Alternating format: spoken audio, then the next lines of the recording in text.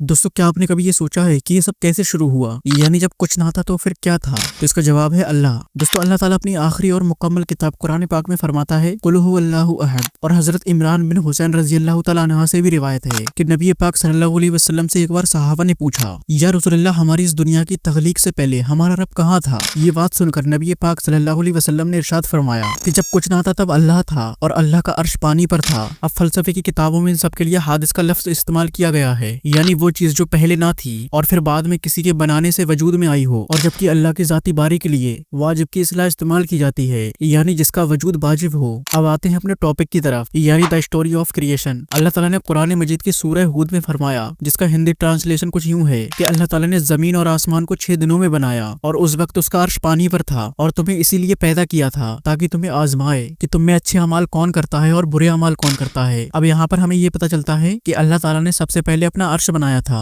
और इसके बाद बनाई जाने वाली जो दूसरी चीज थी वो कलम थी। एक हदीस है जिसका तर्जुमा कुछ यूं है कि जब कलम को लिखने का हुक्म दिया गया तो कलम ने कहा मैं क्या लिखूं? तब अल्लाह ताला ने फरमाया कि कयामत तक आने वाली हर चीज की तकदीर लिख। अब अल्लाह ताला ने अपनी मखलूक की तकदीर को लिखने का हुक्म आसमान और जमीन की तख्लीक से लगभग 50,000 साल पहले दिया था। और क्या आप जानते हैं कि उस कलम ने जो लिखा उसको कहा जाता है लौहे महफूज, जो कि आज से नहीं बल्कि जमीन और आसमान के बनने से 50,000 साल पहले ही लिखा जा चुका है। अब यहाँ पर आपके मन में एक सवाल जरूर आ रहा होगा कि जब सब कुछ पहले से ही लिखा जा चुका है तो फिर हम इंसानों को क्या इख्तियार है? यानी जब सब कुछ पहले ही लिखा जा चुका है तो इसमें हम इंसानों की मर्जी क्या है? ये तो सब किस्मत के मुताबिक ही होता है। अब आपके मन में ये जो सवाल आया है वो बिल्कुल जायज है और आना भी चाहिए। तो इस सवाल का जवाब मैं आपको बता दूं कि इस सवाल को हम एक मिसाल के तौर पर समझते हैं कि एक छोटा बच्चा जमीन पर पड़ी हर चीज को अपने मुंह में रख लेता है। अगर अब आप उसके सामने कोई भी चीज रखेंगे तो वो अपने मुंह में रख लेगा और ये बात आपको पहले से ही मालूम है। अब चाहे वो चीज अच्छी हो या फिर बुरी हो, वो उस चीज को उठाकर अपने मुंह में ही डालेगा। और जब आप उसके सामने कोई भी चीज रखते हैं तो वो ऐसा ही करता है। तो क्या उसने अपने ये इख्तियार से सब कुछ नहीं किया? क्या इन सब में उस बच्चे की मर्जी नहीं थी? अब हर समझदार शख्स यही कहेगा कि बच्चे ने अपनी मर्जी से और अपने इख्तियार से इस चीज को अपने मुंह में रखा है। लेकिन आपको ये सब पहले से ही मालूम था कि बच्चा उस चीज को अपने मुंह में ही रखेगा, क्योंकि आपको इस चीज का तजुर्बा था। जब आपका तजुर्बा आपको ये सब चीजें बता सकता है तो अल्लाह जो हमारा मालिक है, जो इल्म कामिल रखता है और उसके अलीम होने का तकाजा है कि उसे अपनी मखलूक के बारे में सब कुछ मालूम है। तो अब इस मिसाल से हमें एक बात तो समझ में आती है कि अल्लाह ताला को हर चीज का इल्म है।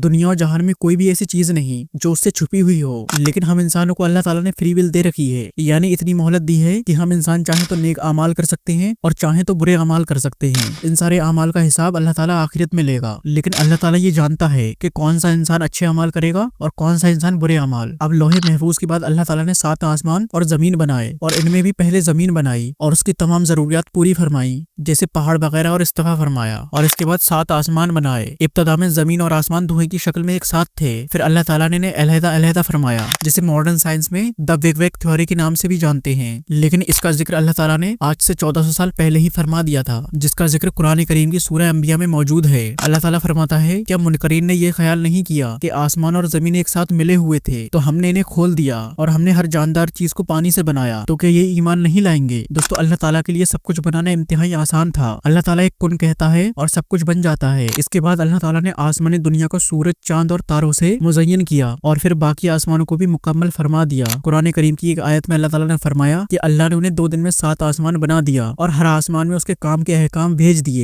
और हमने सबसे नीचे वाले आसमान को चरागों से आरस्ता किया जो हिफाजत का काम भी करते हैं, और ये सब उसके मुकर्रर किए हुए हैं जो गालिबन इल्म वाला है। इसके अलावा एक जगह और इरशाद आता है, और अल्लाह ताला ने इन सब आसमानों के बीच एक चांद रोशन किया और सूरज को चराग बनाया, और फिर अल्लाह ताला ने जमीन को फैलाया और उस पर वो सब चीजें पैदा की जो इंसान के लिए जरूरी थी। और इसके बाद अल्लाह ताला ने नूरी फरिश्ते बनाए जो कि अल्लाह के फरमाबरदार हैं और वो कभी नाफरमानी नहीं करते। कुरान मजीद में अल्लाह ताला ने इरशाद फरमाया, और उस जहन्नम की आग पर ताकतवर फरिश्ते मुकर्रर हैं जो कभी अल्लाह के हुक्म की नाफरमानी नहीं करते और वो वही करते हैं जो उन्हें हुक्म दिया जाता है। दोस्तों फरिश्ते बहुत ही ज्यादा हैं, उनकी असल तादाद सिर्फ अल्लाह ताला को ही मालूम है। लेकिन उनकी कसरत का अंदाजा आप इस बात से लगा सकते हैं कि जब नबी करीम सल्लल्लाहु अलैहि वसल्लम मेराज के सफर पर थे और वो बैतुल मामूर के करीब पहुंचे जो कि आसमान पर मौजूद काबा है, तो आपने वापस आकर फरमाया कि हर रोज 70,000 फरिश्ते उसकी जियारत करने आते हैं और फिर वापस चले जाते हैं, और जो फरिश्ता बैतुल मामूर की एक बार जियारत कर लेता है उसे दोबारा मौका नहीं मिलता। और इन फरिश्तों के बाद अल्लाह ताला ने जिन्नातों को बनाया। अल्लाह ताला ने कुरान मजीद में इरशाद फरमाया, और हमने इंसान से पहले जिन को बगैर धुएं वाली आग से पैदा किया। जिन्नात की सलाहियतें भी इंसान से मिलती जुलती हैं, वो भी इख्तियार रखते हैं, अकल रखते हैं, सोचने समझने की ताकत रखते हैं, लेकिन उनको भी फ्री विल दी गई है, यानी वो चाहे तो अच्छे अमाल कर लें या फिर बुरे अमाल कर लें। हैं, इस चीज की उनके पास मोहलत है।